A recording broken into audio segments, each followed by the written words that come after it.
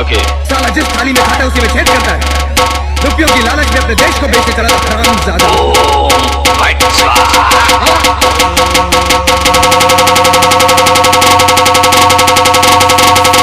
Sound testing.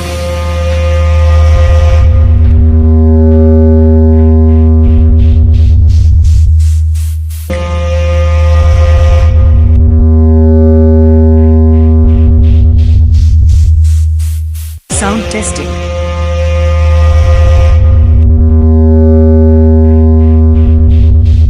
Dialogue बोलने का शौक है तो छोटे मोटे कलाकारों के सामने बोला करो, अपने बाप के सामने नहीं। संतोष, संतोष, संतोष।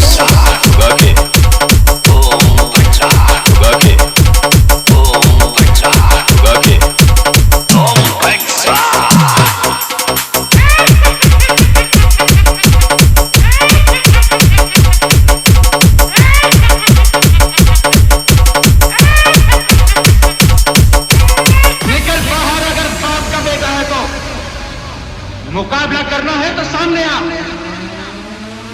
मर्दों की तरह। देखो तो सही कितना दम है तुझमें। संतोष, संतोष, संतोष।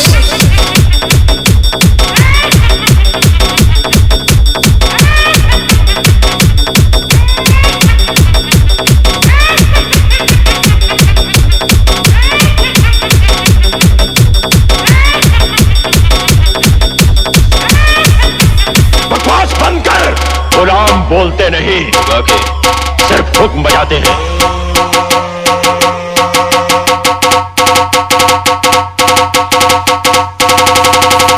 जब तक तेरे पैर चलेंगे उसकी सांस चलेगी, तेरे पैर रुके तो ये बंदूक चलेगी।